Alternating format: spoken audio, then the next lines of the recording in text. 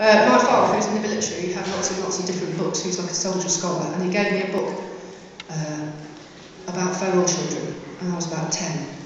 And then I thought about this story ever since, and this is a true story, and it's called The Wolf Girls of Midnapore. They shot the mother wolf straight away. The short dark arrows taking her in the throat and chest as she stood, snarling, braced against the entrance to the den where her cubs lay hidden. To give him his due, the Reverend Singh tried to prevent the villagers from killing her, but this was 1920, and in the jungles of India, wolves were vermin. As far as the men were concerned, it was just one less pest to worry about. Then the villagers caught the cubs, which were valuable, could be sold at the market for a good price, and were about to shoot the two ghosts that growled and spat amongst the blood and dust. But Singh stopped them. Not without some difficulty, since the men could not understand why he was so keen to save a pair of forest demons, the same devils that they had begged him to come and exorcise. But Singh had seen at once that the ghosts were human children, though their years with the wolves had altered their bodies beyond redemption. They had adapted to their wild life, become strange. Their filthy little faces hardly visible under matted balls of hair that trailed to the floor. He noted in his journal how the girls' jaws had become muscular, powerful from cracking bones and tearing flesh, their teeth yellow and elongated, especially the eye teeth, the canines.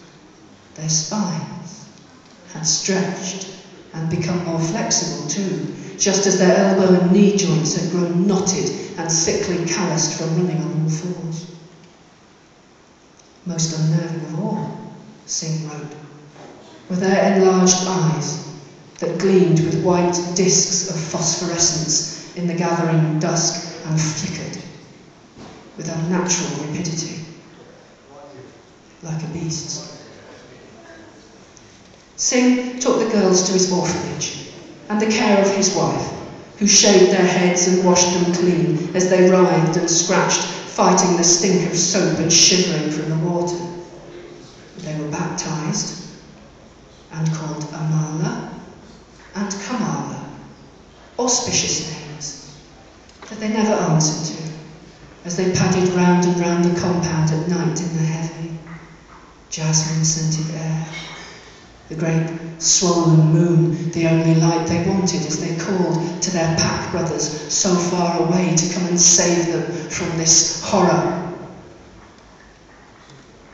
And no one came. No strong, sinewy shadow leapt the stockade to carry them home. So they became pets of a sort. The Singhs tried to train them to be human again, so they could be good Christian girls and return to society, maybe even marry one day, and forget their feral childhood, forget their singing blood. But it was hopeless. The girls slept in a tangled huddle, inseparable as puppies, they only eating raw meat, never learning to stand upright, comfortably, never making friends, or understanding why they should, attacking the other children if they teased them, their blunt, unsmiling faces blank, their only reference point, each other. Then, after a year, Amala died, scoured by fever and dysentery, her belly bloated with parasitic worms, her distorted body racked with stinking sweats, the pain making her bite at anyone who came near her, except Kamala, who licked her clean and curled around her through the heat of the day, mewling and grunting frantically as her sister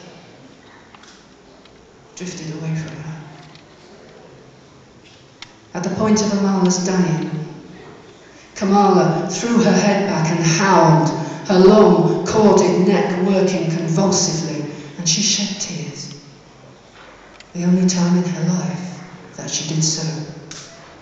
And she fell on her sister's cooling body and would not be comforted or distracted from her grief.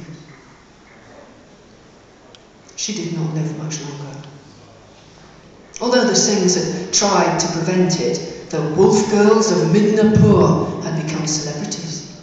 Journalists tricked their way into the orphanage and wrote thrilling pieces about the savage children who ran naked like animals and had no shame. The world soon goggled at pictures of Kamala kneeling in her unhuman way at Mrs. Singh's feet and feeding from her hand, docile, tamed by her terrible loneliness. She was to be exhibited in America.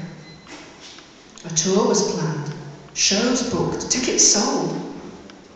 But she died the same way her sister had, finally escaping her captivity. She never learned to say her name. In one photograph, taken before Amala died, the girls had been put into ill-fitting white dresses and are crouched, staring just past the camera lens at whoever is taking the picture.